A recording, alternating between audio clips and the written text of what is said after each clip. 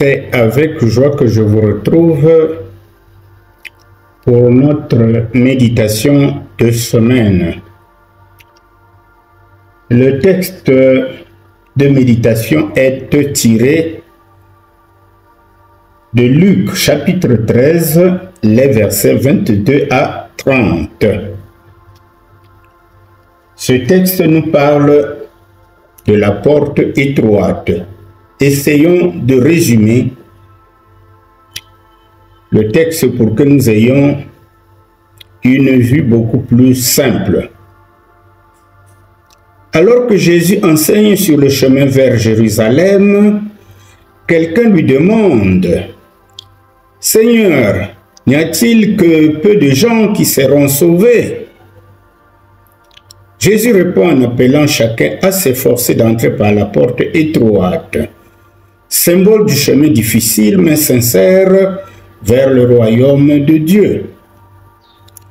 Beaucoup chercheront à entrer, mais n'y parviendront pas car ils auront négligé d'obéir véritablement à Dieu.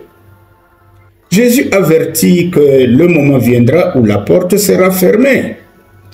Ceux qui se contenteront, ou ceux qui se contentaient de connaître Jésus, sans vivre selon sa parole, seront laissés dehors, pleurant et regrettant leur négligence. Pendant ce temps, des hommes et des femmes venus de l'Orient et de l'Occident, du Nord et du Midi, seront accueillis à la table du royaume. Enfin, Jésus conclut, il y a des derniers qui seront les premiers et des premiers qui seront les derniers. Cette parole nous rappelle que l'accès au royaume n'est pas une question d'apparence religieuse ou d'appartenance sociale, mais de conversion sincère du cœur, d'humilité et de fidélité à Dieu. Alors, comment on entre dans le royaume de Dieu? C'est la question que nous pouvons nous poser. La question posée à Jésus par l'un de ses auditeurs paraît opportune. « Seigneur, n'y a-t-il que peu de gens qui seront sauvés ?»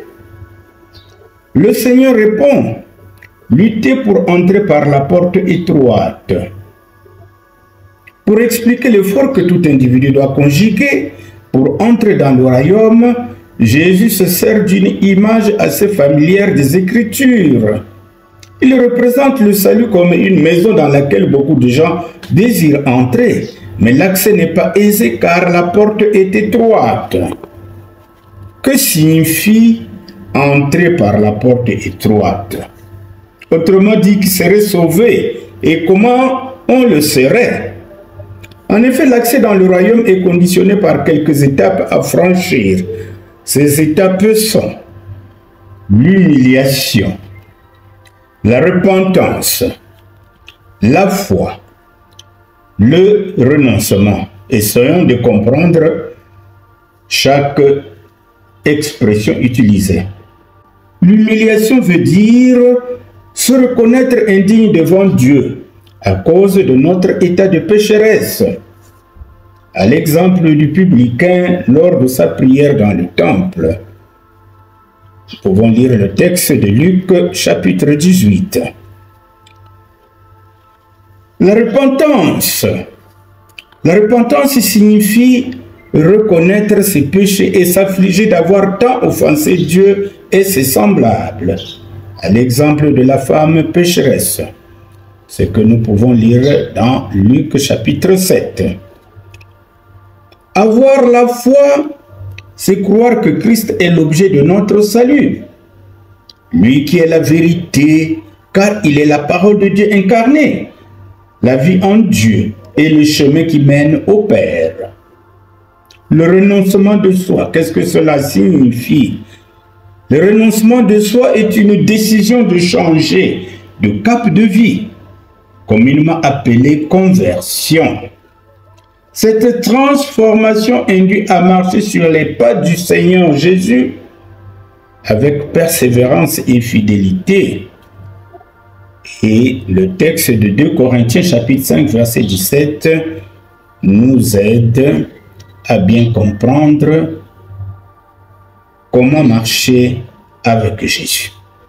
Ainsi, le salut est offert à tous, sans distinction de race et de couleur, comme l'exprimait bien le verset 29 de notre texte de Luc chapitre 13. Alors, mes bien-aimés, une fois que nous avons fait la lecture spirituelle de notre texte du jour, Luc chapitre 13, versets 22 à 30,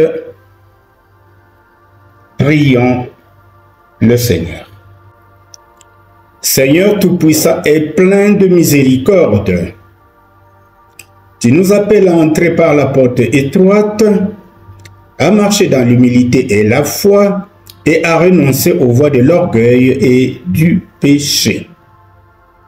Ne permets pas que nous soyons de ceux qui entendent ta parole sans la mettre en pratique, mais rends-nous fidèles dans l'obéissance et l'amour. Ouvre nos cœurs à ta lumière, fortifie-nous pas dans ton chemin et garde-nous persévérants jusqu'au bout. Seigneur, nous désirons être trouvés parmi ceux qui entreront dans ton royaume éternel. Accorde-nous ta grâce et conduis-nous dans la paix de ton salut. Au nom de Jésus-Christ, ton Fils bien-aimé. Amen.